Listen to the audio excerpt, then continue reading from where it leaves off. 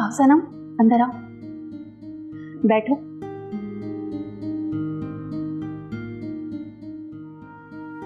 मैं तुम्हारे लिए पानी लेके आती हूँ।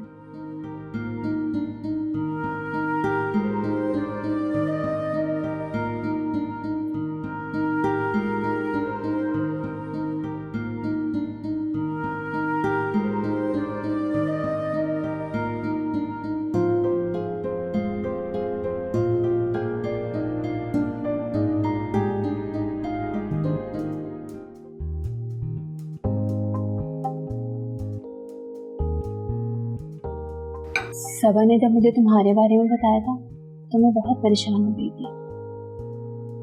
अच्छा, मैं तुमसे एक बात कहूँ? बोलो। अभी तक मैंने अपने हस्बैंड से परमिशन नहीं ली है। तो क्या मैं यहाँ नहीं रह सकती? अरे नहीं, तुम परेशान मत हो, मैं उन्हें मना लूंगी। और वैसे भी कौन सा तुमने यहाँ पे बरसों रहना है, खैर से तुम अपने शौहर के घर चली जाओगे।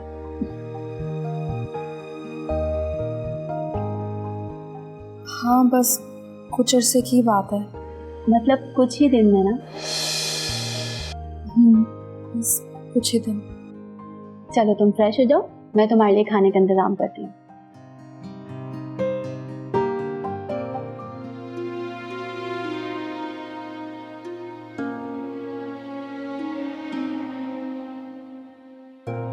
जिंदगी की जंग तन्हा ही लड़नी पड़ती है। बस एक माँ बाप ही होते हैं जो अपने औलाद के दुख को समझते हैं, उस पर आने वाली हर मुसीबत से पहले दीवार बन के खड़े हो जाते हैं।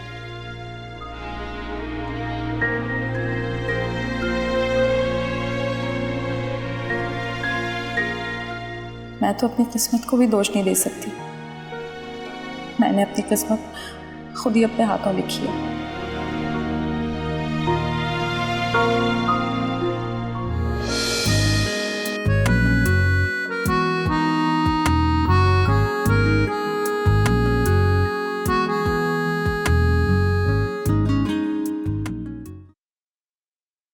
अस्सलाम वालेकुम मम्मी। वालेकुम सलाम बेटा। मीटिंग हो गई? कैसी रही? जी अम्मी, बस दुआ करें अब आगे कोई गड़बड़ ना हो। इंशाल्लाह अच्छा ही होगा। खाला खाना लगा दूं? हाँ बेटा खाना लगा दो तुम। अली तुम फ्रेश अप होकर आ जाओ।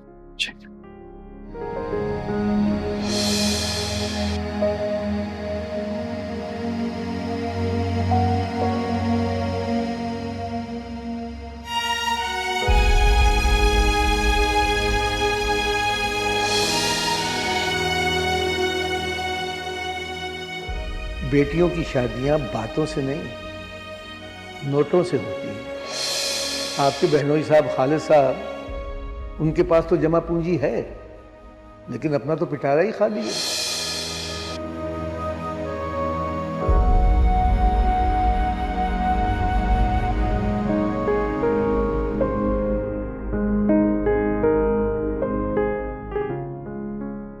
अली खाना लगाऊं आपके लिए? माँ हम दूर रहा करो मुझसे। क्यों दूर रहूं आपसे? बीवी हूं मैं आपकी, आखिर कसूर क्या है मेरा? थक गई हूं अकेले रिश्ते निभाते निभाते। माँ I'm sorry।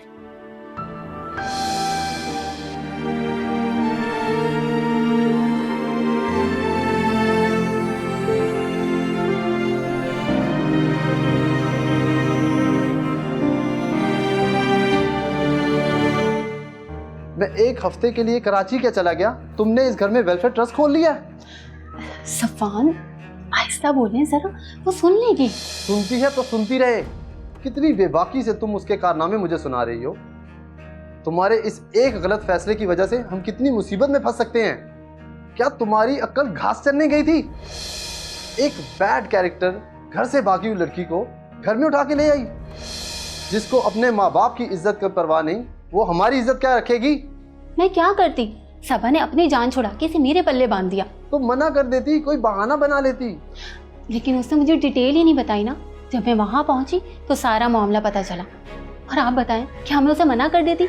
आपको तो पता है ना, सबा ने हाउसिंग लोन में हमारा कितना साथ दिया है। तो जमानत दी थी तो उसकी एक साथ मैं खुद भर रहा हूँ ना, वो भी अपने खून पसीने की कमाई से।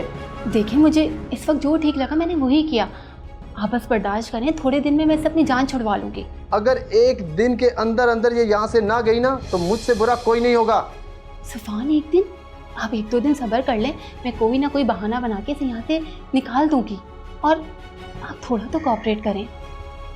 सफान, कहाँ जा रहे हैं आप? जहन्नुम में जा रहा हूँ। सफान, हो गई तो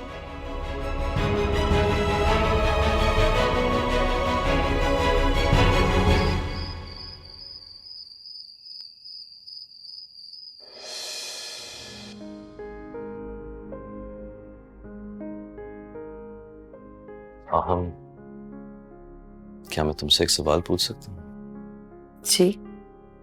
कभी मोहब्बत पाने की कोशिश क्यों नहीं की? मुझे लगता है कि मोहब्बत किस्मत से मिलती है, और मेरा ईमान है कि अगर मोहब्बत मेरी किस्मत में है तो वो खुद चलकर मुझ तक आएगी। इसके पीछे भागने से कुछ हासिल नहीं होता। मोहब्बत के पीछे भागना ऐसे ही है जैसे साए के पीछे भागना, और साए के पीछे जितना भागेंगे वो आपसे दूर होता चला जाएगा। और मुझे लगता है कि सारी मेहनत ही बेकार है। जैसे रूह के बिना जिस्म बेजान हो जाता है ना, उसी तरह मोहब्बत के बिना इंसान अधूरा हो जाता है। और जब वो मोहब्बत ना पा सके तो खुद को दूसरी तरफ माइल नहीं कर पाता। वक्त सबसे बड़ा मरहम होता है, वो सारे जख्म भर देता है। कुछ जख्म ऐसे होते हैं जो नासूर बन जाते हैं। जो जख्म नासूर बन जाए उसे काट देना चाहिए, यही सबके लिए बेहतर होता है। हेलो जी, अस्सलाम वालेकुम सर। सर मैं बोलता लेकिन हिम्मत नहीं हुई। कब? ओके सर, ओके, अल्लाह हाफिज।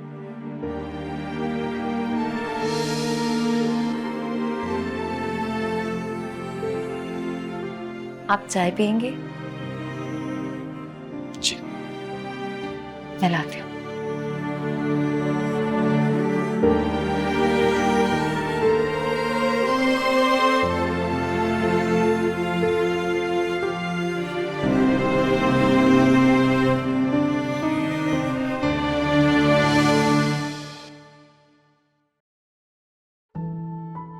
ना उस्मा, ये क्या कर रही हो?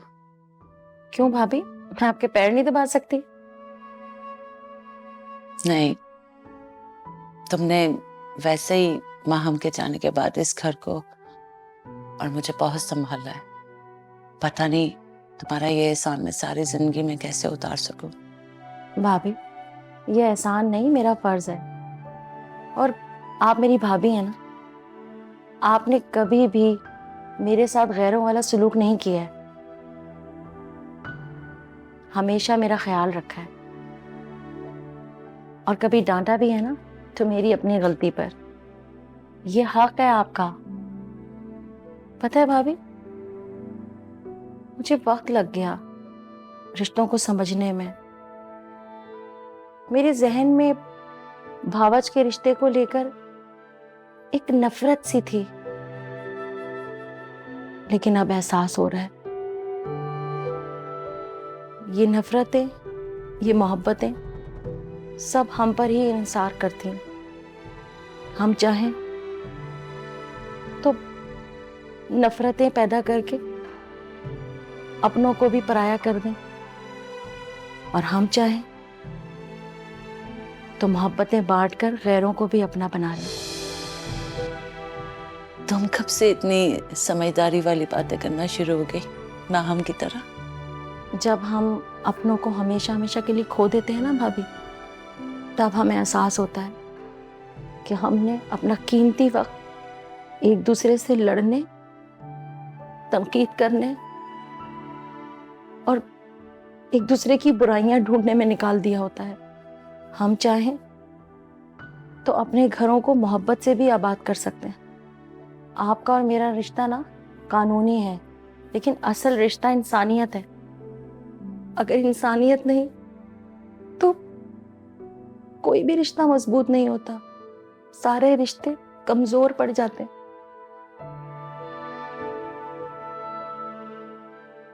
और कभी भी टूट सकते हैं।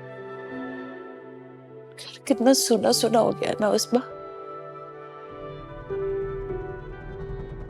कि अकेला पड़ना काटने को दौड़ता है मुझे।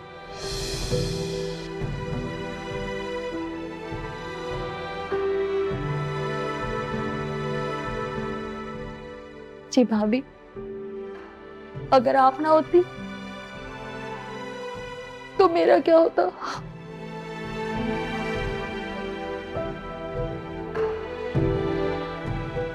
अच्छा, आप ना रोए। अच्छा, ना रोए। हम ऐसा करते हैं कि माहम को कॉल करते हैं। काफी दिन हो गए, आई भी नहीं, मुलाकात ही नहीं हुई उससे। प्लीज उससे बात करवा दो, थोड़ा दिल को सुकून आ जाएगा। अच्छा,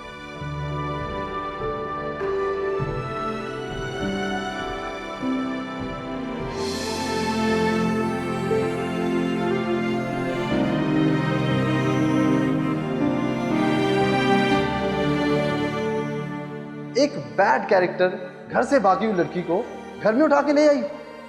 जिसको अपने माँ बाप की इज्जत की परवाह नहीं, वो हमारी इज्जत क्या रखेगी?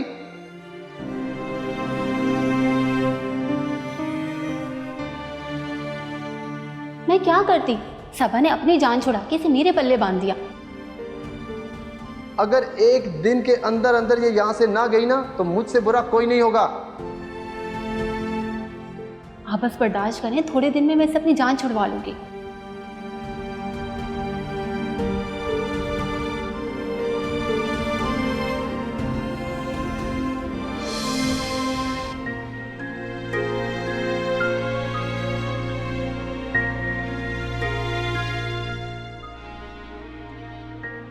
कहाँ जा रही हो? अपनी जगह पे।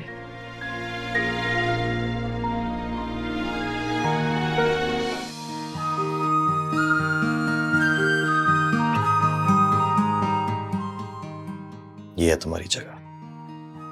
मगर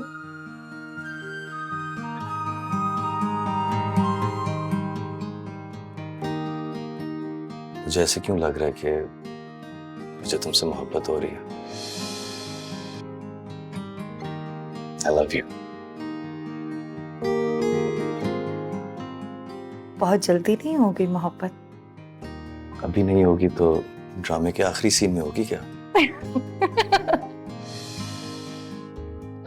इसी तरह हंसती रह, बहुत अच्छी लगती है। वैसे आप मर्द हजरात काफी दिल फेंक नहीं होते? अगर अभी भी दिल ना फेंके तो फिर कब फेंके? अब आप सो जाइए, आपको सुबह ऑफिस जाना है। नहीं, मेरी नींद उड़ रही है। अब वो मुझे खाला बुला रही है। तो जब मैं रोमांस करने की कोशिश करता हूँ तुम्हारी खाला आ जाती है।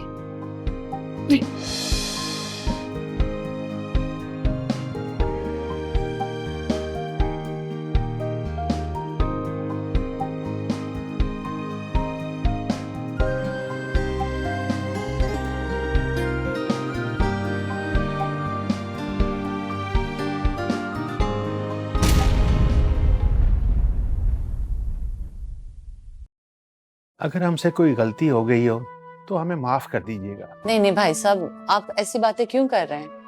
आपने और आपा ने तो मेरा बहुत ज्यादा ख्याल रखा है। अगर आप लोग ना होते तो पता नहीं इस घर का क्या होता। तुम खुश तो हो ना बेटा? जी अम्मा, मैं खुश हूँ। बेवकूफ बना रही हो अपनी माँ को? नहीं, मैं सच में बहुत खुश हूँ।